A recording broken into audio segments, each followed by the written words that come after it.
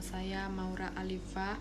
Di video kali ini kita akan membahas mengenai teori kebutuhan Maslow dan bagaimana cara menerapkannya di dalam sebuah cerpen yang berjudul Belian, karya Corey Layun. Sebelum kita menganalisis cerpen tersebut, mari kita simak sedikit penjelasan tentang teori Maslow. Teori hierarki kebutuhan Maslow adalah salah satu teori psikologi yang berguna untuk memicu munculnya motivasi pada seorang individu dalam memenuhi kebutuhan mereka sehari-hari. Teori hierarki kebutuhan Maslow diperkenalkan pada tahun 1943 melalui A Theory of Human Motivation melalui acara Psychological Review. Secara garis besar, Abraham Maslow berpendapat untuk memenuhi kebutuhan tingkat atas, seorang individu haruslah memenuhi kebutuhan tingkat bawahnya terlebih dahulu dan menggunakan keinginan tersebut sebagai hal untuk memotivasi mereka. Teori hierarki Maslow menyatakan ada 5 tingkatan dalam kebutuhan manusia, dimulai dari yang paling rendah yakni kebutuhan fisiologis, kebutuhan rasa aman, kebutuhan sosial, kebutuhan ego, dan kebutuhan aktualisasi diri sebagai tingkat yang paling atas. 5 tahapan hierarki kebutuhan Maslow. Yang pertama itu ada kebutuhan fisiologis. Kebutuhan fisiologis ini merupakan kebutuhan tingkat pertama yang paling rendah yang harus dipenuhi dan dipuaskan oleh karyawan sebelum dirinya mencapai kebutuhan pada tingkat yang lebih tinggi. Kebutuhan ini terdiri atas makan, minum, pernapasan, dan lain-lain. Kebutuhan yang bersifat biologis seperti tidur dan seks, setelah kebutuhan ini terpenuhi, barulah muncul keinginan berikutnya, yaitu keamanan. Yang selanjutnya itu ada kebutuhan keamanan. Kebutuhan keamanan merupakan kebutuhan tingkat kedua yang harus dipenuhi setelah kebutuhan tingkat pertama dipenuhi dan dipuaskan. Kebutuhan-kebutuhan yang termasuk dalam kebutuhan keamanan adalah kestabilan, ketergantungan, perlindungan, bebas dari rasa takut dan ancaman. Termasuk juga kebutuhan dalam mengikuti peraturan secara struktural, peraturan dan tata tertib, undang-undang, dan batasan-batasan tertentu, dan sebagainya. Selanjutnya ada kebutuhan sosial. Setelah kedua kebutuhan tadi dicapai dengan memberi kepuasan yang agak memuaskan, maka timbullah kebutuhan akan sosial dan kasih sayang, yaitu kebutuhan untuk berhubungan dengan orang lain. Pada saat ini, di individu akan merasa sangat kesepian dan terisolasi dari pergaulan. Individu akan membutuhkan teman dan perhatian dari seseorang. Yang selanjutnya ada kebutuhan harga diri. Dua kebutuhan tingkat tinggi tersebut adalah kebutuhan harga diri dan aktualisasi diri. Kebutuhan harga diri dapat dibagi menjadi 2 kategori. Yang pertama itu ada kebutuhan terhadap kekuasaan, berprestasi, pemenuhan diri, kekuatan, dan kemampuan untuk memberi keyakinan, dan kehidupan serta kebebasan. Kedua, kebutuhan terhadap nama baik atau prestis, status, keberhasilan, pengakuan, perhatian, dan penghargaan. Pemuasan kebutuhan terhadap harga diri akan membawa kepada keyakinan diri, kekuatan, kemampuan, dan pemenuhan diri. Yang terakhir ada kebutuhan aktualisasi diri.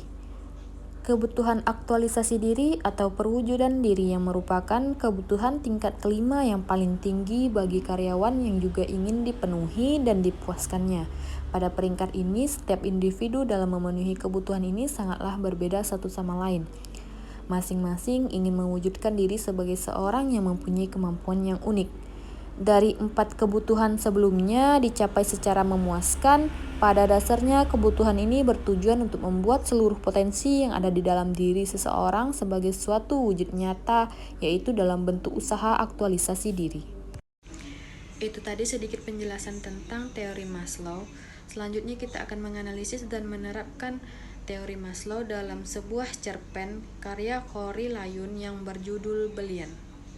Yang pertama itu ada kebutuhan fisiologis. Di dalam cerpen Belian karya Corey Layun Rampan tidak terdapat aspek fisiologis karena tidak digambarkan bagaimana tokoh bertahan hidup entah dengan tidurnya, makan, atau seks sekalipun tak pernah disinggung di dalam cerpen tersebut.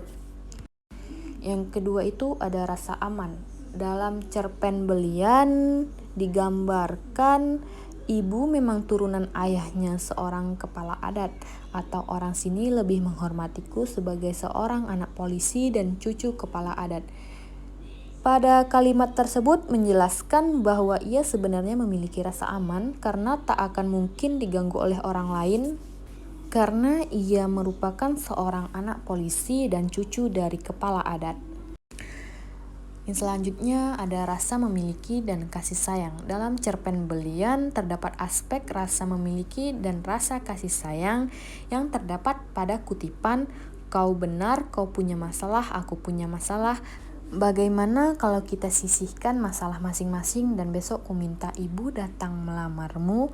Apa pendapatmu? Atau selama 27 tahun aku tak pernah memikirkan wanita karena harus menjadi pahlawan versi ibu. Namun selama sebulan di Temula perasaan aneh sering meremas jantungku jika aku melihat Ule. Kedua kutipan tersebut menggambarkan bahwa Sentaru memiliki perasaan cinta dan kasih sayang kepada Ule, teman wanitanya. Hal itu menandakan bahwa Sentaru memiliki aspek rasa memiliki dan kasih sayang. Selanjutnya ada kebutuhan akan penghargaan. Dalam cerpen Belian terdapat sebuah kutipan, sebagai dokter aku telah mempelajari anatomi dan susunan luar dan dalam badan manusia. Aku mempelajari segala macam penyakit dan penyebab manusia sakit, lalu cara-cara penyembuhannya. Dan dokter itu pahlawan kehidupan. Suara ibu selalu aku kenang pada saat aku lulus saringan di salah satu fakultas kedokteran di Surabaya.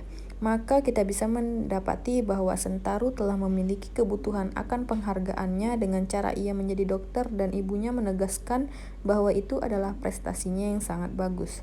Meskipun begitu, ia masih belum dihargai oleh warga di tempat kelahirannya seperti dalam kutipan dokter itu untuk orang kota, kata seorang tetua yang kudatangi rumahnya. Orang-orang desa seperti kami ini hanya bisa disembuhkan dengan belian. Ia pandang wajahku seperti menyimpan ketakutan. Yang terakhir ada kebutuhan aktualisasi diri. Dalam cerpen Belian, kebutuhan aktualisasi diri terdapat pada kutipan sudah sebulan aku berada di sini dan aku belum bisa berbuat apa-apa. Aku belum dapat menjadi pahlawan seperti yang diinginkan ibu. Bahkan aku baru sampai taraf sebagai penonton yang justru begitu terpesona dengan berbagai atraksi Belian di arena Law. Kutipan tersebut menandakan bahwa Sentaru masih dalam proses untuk aktualisasi diri. Demikian penjelasan singkat dari saya. Kurang lebihnya saya mohon maaf. Sampai jumpa di video selanjutnya.